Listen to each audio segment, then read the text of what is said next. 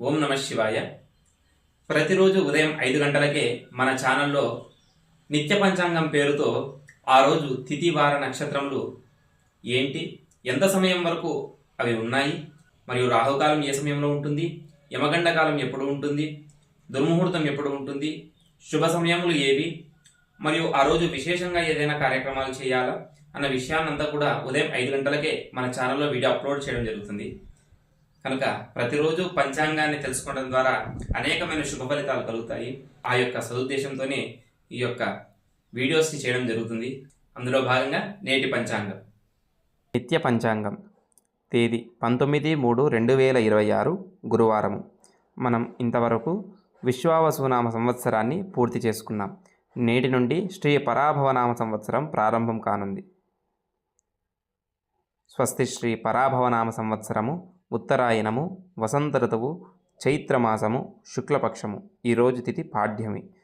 ఉదయం 7:07 వరకు అమావాస్య ఉంటుంది. తదనంతరం పాడ్యమి ప్రారంభమై రాత్రి తెల్లవారుజామున 5:55 వరకు ఉంటుంది.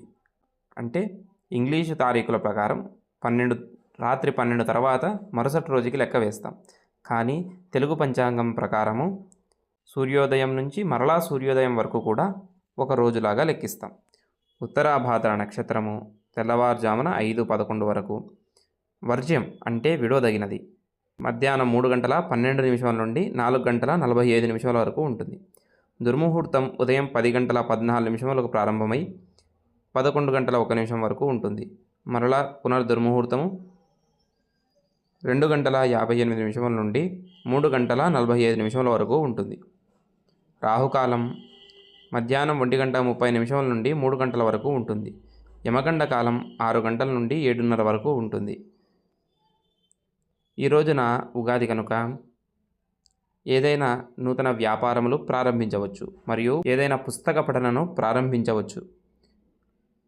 మన శివశంకర్ యూట్యూబ్ ఛానల్ యందు ఈ ఉగాది సందర్భంగా మనము నిత్య పంచాంగం అనేటువంటి ఒక కార్యక్రమాన్ని ప్రారంభించాం.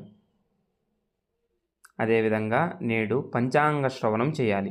అంటే ఈ యొక్క పరాభవనామ సంవత్సరంలో ఈ సంవత్సర కాలం పాటు పంటలు ఏ విధంగా పండుతాయి, 12 రాశుల వారికి ఏ విధమైనటువంటి ఫలితాలు ఉంటాయి, మరియు మన దేశంలో రాష్ట్రంలో ఏ విధమైనటువంటి పరిస్థితులు ఉంటాయి అన్న విషయాన్ని పంచాంగ శ్రవణం ద్వారా తెలుసుకోవచ్చు. ఈ రోజున ప్రతి గ్రామంలో ఉత్సవాలు జరుపుతారు. ఉత్సవమూర్తులను దర్శించుకుని ఈ సంవత్సర కాలం అంతా కూడా మాకు శుభాలు చేకూరాలని స్వామివారిని ప్రార్థించాలి. మరియు పెద్దలకు, తల్లిదండ్రులకు నమస్కరించుకోవాలి.